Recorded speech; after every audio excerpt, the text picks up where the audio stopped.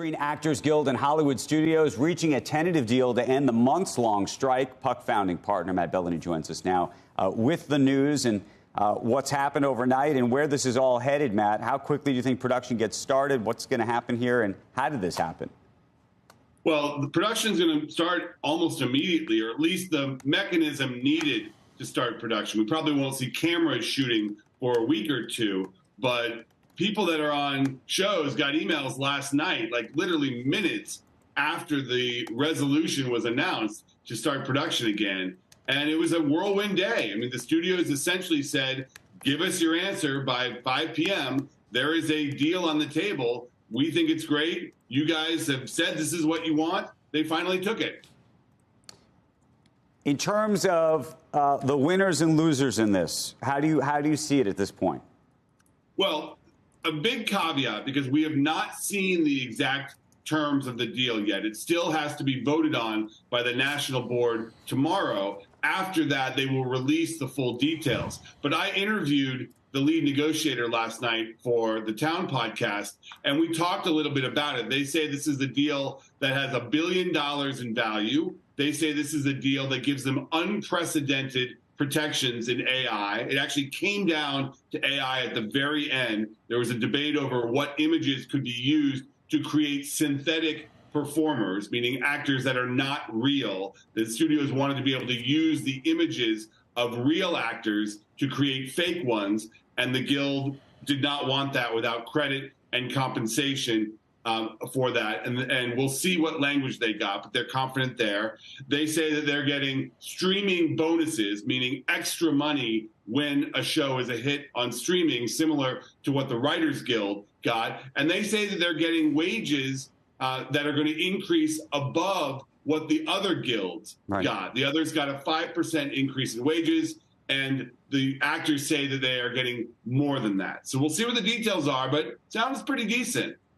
Matt, when you think, though, about all of the cuts that we're seeing in terms of spending, and you saw even Disney announcing, going from spending $27 billion a year to $25 billion a year in terms of content. Well, $2 billion by my math, if a film or a TV show were to cost, $50 million, or in some cases $100 million, you can quickly do the math. That's 40 projects or 20 projects or 30 projects. Somewhere in between, 20 to 40 projects a year are now effectively off the table, and all of the actors, all of the writers, all of the crew, all of that goes away. And then you multiply that by all the other studios that are likely to do the same thing.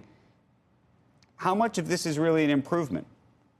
Well, we're in the middle of a massive correction in Hollywood after the decade of the peak TV bubble, where the streaming services ran up the level of content production to unprecedented levels. And this was happening even before the strike. In fact, many of the issues in the strike are relating back to that correction and the guilds wanting protections in this kind of bubble popping environment. Your question, I think, is interesting because obviously these deals are going to increase the cost of shows and movies to make, and how much of that is going to butt up against this movement to cut costs that we're seeing everywhere. And it could actually exacerbate the reduction in the content that is made.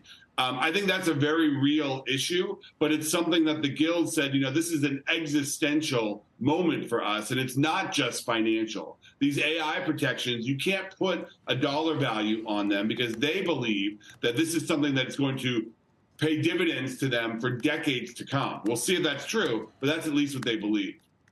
And then finally, in terms of production, how quickly, I know you said that everyone's going to go back into production immediately, but on the other end, what's going to be the missing piece? So is it from January to March that there's going to be a barren shelf, or the shelf you don't think is that barren when it comes to what's going to be on the streaming sites and the like? Well, I think the first 6 months of 2024 are going to be noticeably lighter. For instance, you're not going to see a lot of movies in theaters, at least the big budget ones, in February, March, April, because a lot of those have been moved. Some were moved from November to December into that corridor. So we're already seeing a lighter thing. The fact that last weekend was one of the lightest weekends at the box office because Dune, the sequel to Dune, was moved into March. So we're already seeing that. On the Warner Discovery earnings call, they said that HBO is having one of its lightest months of content because a lot of that stuff was moved. They couldn't put out the True Detective show with Jodie Foster because there was no Jodie Foster to promote it. And we're going to see one after another, no Stranger Things in the spring. So we are going to start to see more of the impact of the strike. Question is whether that will hit the bottom line of these companies or whether the fans and the consumers will actually start to notice.